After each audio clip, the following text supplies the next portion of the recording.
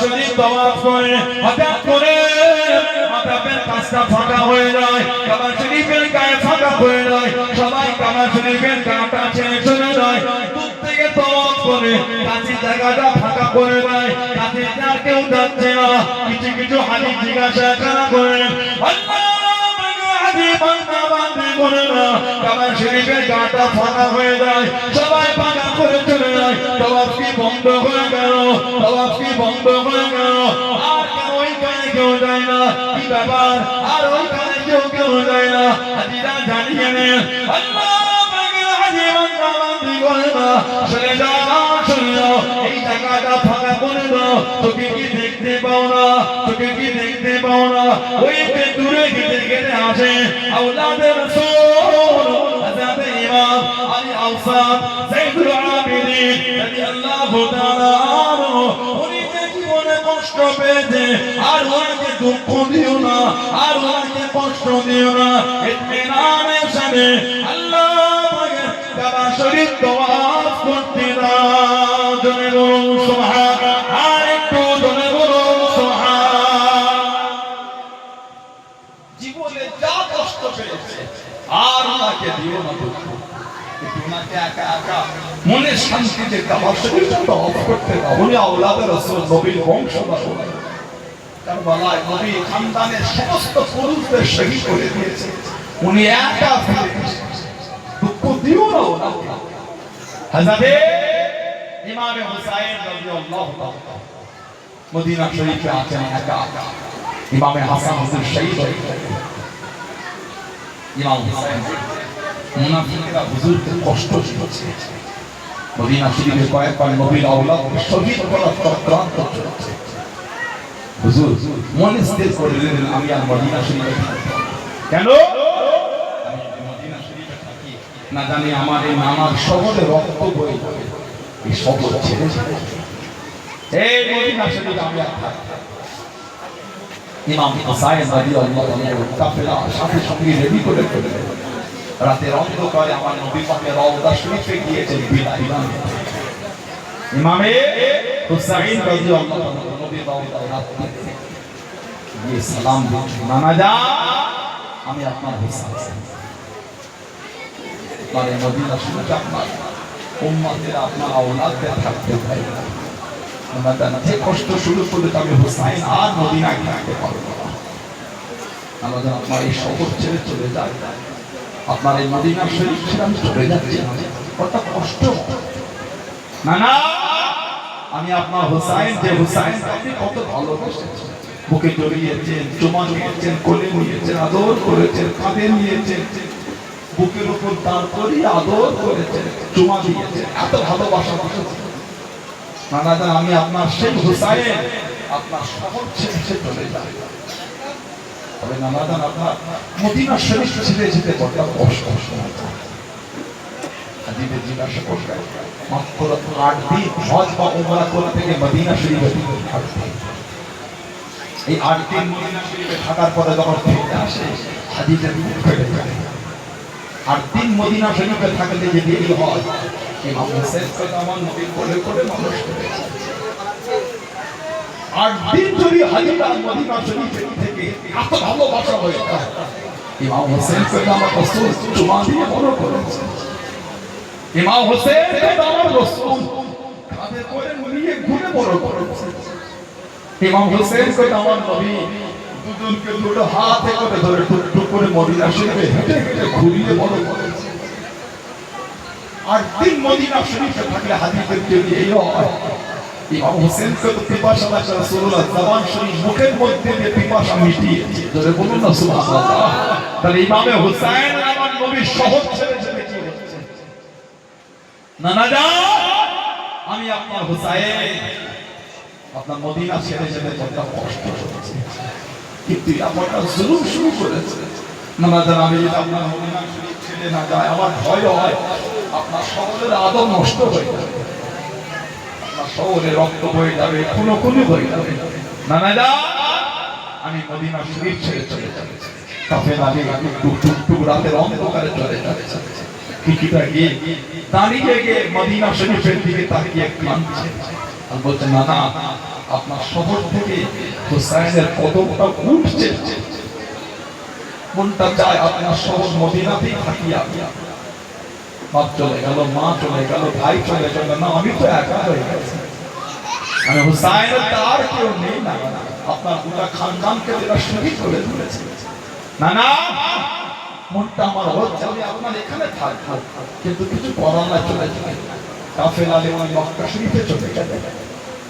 মক্কা শরীফে আছে অবস্থায় নবীর আওলাদকে কয়েকবার শহীদ করার চক্রান্ত করতেছে, উনি বুঝে ফেলেন। মাঝে মাঝে রাতের অন্ধকারে কান পাই, আসমানের দিকে তাকিয়ে আল্লাহ আমার তো আর যাওয়ার কোনো জায়গা নেই, আল্লাহ কুফায় ছিলাম, মদিনা শরীফে আল্লাহ, মদিনা শরীফে ছিলাম, মক্কা শরীফে আল্লাহ, এরা আমার এখানেও জুলুম করছে আল্লাহ, আমি আপনার নবীর আওলাদ আল্লাহ, আমি আর কোথায় যাব আল্লাহ, আমি হুসাইনের আর কোনো জায়গা নেই আল্লাহ। নবী এত ভালোবাসা, আল্লাহ নবী ইমাম হাসান হোসেনকে বুকে জড়িয়ে নিয়ে আল্লাহ রাসূল বলেন, আল্লাহ আমি আমার হাসান হোসেনকে ভালোবাসি আল্লাহ, আল্লাহ আপনি এদের দুজনকে ভালোবাসেন আল্লাহ, এদের দুজনকে ভালোবাসে আল্লাহ, আপনি তাদেরও ভালোবাসেন, জোরে বলুন না সুবহানাল্লাহ।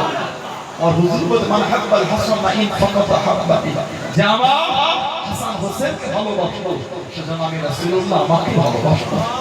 ওয়া মান হাব্বানি আহাব্বাহুল্লাহ, আর যে আমাকে ভালোবাসলো স্বয়ং আল্লাহ পাক তাকে ভালোবেসে।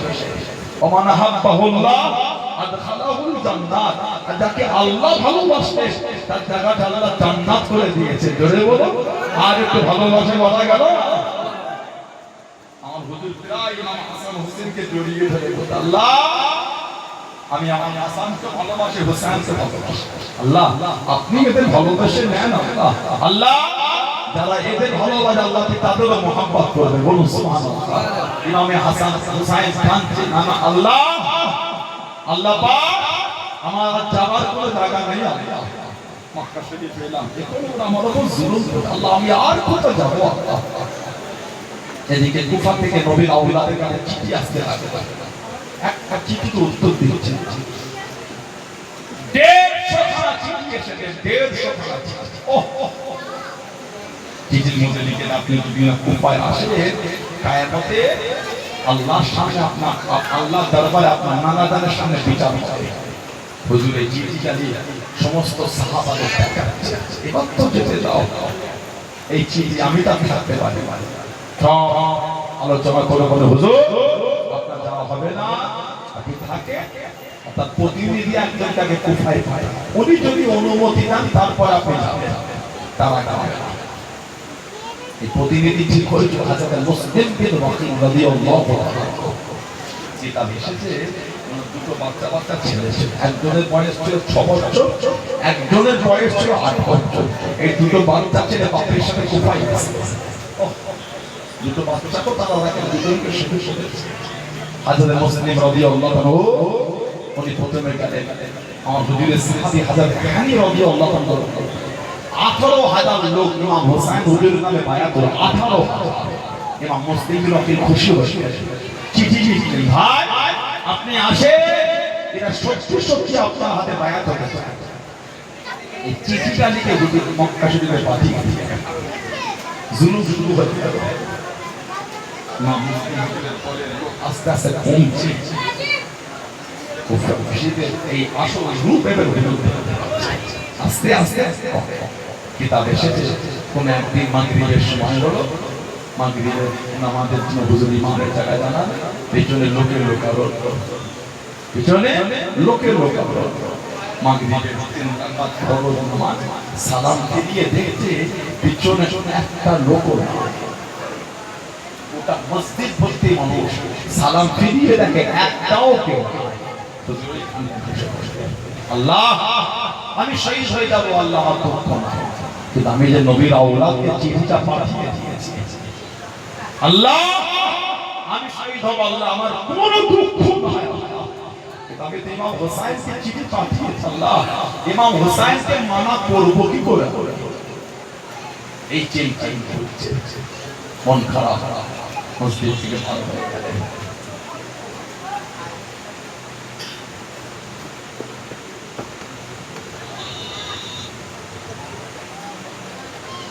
মন খারাপ, মসজিদ থেকে ভালো বলে একজন মহিলা তুষারমণি, ও নবী খানদানের কোথা যান? জানা পথে কোথা? মুসলিম বিরোধী হুজুর বললেন আমার তো রাস্তা, আমি কোথায় যাবো?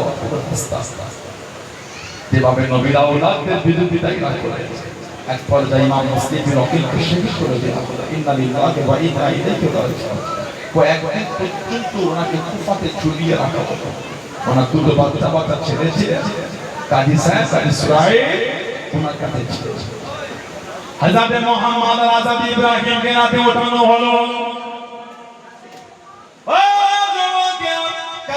কাছে চলে গিয়ে মাথাতে হাত বোলাতে লাগলেন, চোখ দিয়ে পানি গড়িয়ে গড়িয়ে চলে যায়, মাথাতে হাত টানা বোলা। হযরত মুহাম্মদ হযরত ইব্রাহিম রাদিয়াল্লাহু তাআলা আনহু চোখ ভরা পানি বলে দিয়ে কাজী সাহেব আমাদের কি আব্বা দুনিয়া জমিনে নাই, আমাদের বাপ কি আর বেঁচে নাই, আপনি যেভাবে আদর করেন, আপনি যেভাবে মাথাতে হাত বোলায়, আমাদের দুজনের মনে হয় আমার আব্বা দাদা দুনিয়া জমিনে নাই।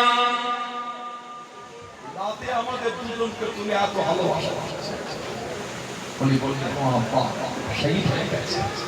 হাতে একটা আংটি দিলেন, দিয়ে বললেন বাবা এই হাতে ভালো হয়ে যাও, অমুক জায়গায় যাও, আমার ভাই আছে আংটি দেখাবে, তোমাদের মদিনা শরীফের রাস্তা দেখিয়ে দেবে।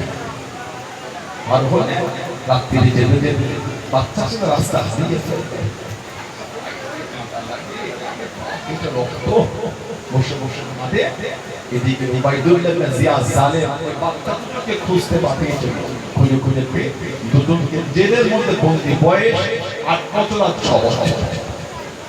জেলের যে দায়িত্ব ছিল উনি ছিলেন নবী বংশের খবর। ওই রাত্রিরে আমার যা হয় ওই রাতে নবী বংশের আওলাদকে খুলে দিয়েছিলেন। জোরে বলো, আর একটু জোরে বলা গেল না? কম কষ্ট নবীর আওলাদদের কম কষ্ট নবীর সন্তানদের। কারবালার ওয়াকিয়া পাগল হয়ে গেছে। আমার নবীর আওলাদদের যে দুঃখ কষ্ট হচ্ছে, তারপরও কিন্তু ওনারা বদদুয়া করেন, সুবহানাল্লাহ বলে, তারপরে মিথ্যার কাজে মাথা নত করে। গোটা পৃথিবীর ইতিহাস ইমামে হুসাইন পাল্টে দিয়েছে, ইমামে হুসাইন ইতিহাস পাল্টে দিয়েছে। পৃথিবীর ইতিহাস মানুষ মাথা বাঁচাবার জন্য হাত দেয়, কারণ মাথা চুল টেনে দেখবে হাত দিয়ে ইমাম হুসাইন হাত বাঁচাবার জন্য মাথা দিয়ে দিয়েছে। শহীদ হয়ে যাব, মিথ্যার কাজে বায়াত হবে না। পৃথিবীর ইতিহাসটা আমাদের ইমাম বদলে দিয়েছে। জোরে বলো, আর জোরে বলা গেল না? আল্লাহ আমাদের কবুল করেন, আল্লাহ আমাদের করেন নবীর আওলাদদের ভালোবাসা তৌফিক দান, নবীর সাহাবাদের ভালোবাসা তৌফিক দান। আল্লাহ আমাদের সকলকে শরীয়তের রাস্তায় চলার তৌফিক দান। আল্লাহ আল্লাহ রাসূলের কথা মোতাবেক জীবন গড়ার তৌফিক দান করে বলুন আমিন। জোরে বলেন আল্লাহুম্মা আমিন। আল্লাহ আমাদের সকলকে শুনে বলে বুঝে আমলের তৌফিক দান, নামাজি করেন। আল্লাহ আমাদের প্রত্যেকের দ্বারা, আল্লাহ আমাদের মা বোনদের দ্বারা 5 ওয়াক্ত নামাজ আল্লাহ কায়েম করিয়ে না, বলুন আল্লাহুম্মা আমিন। জোরে বলেন আল্লাহুম্মা। আমার ভাইয়েরা, বাচ্চারা, ছেলেরা, যুবকেরা, মুক্তাসার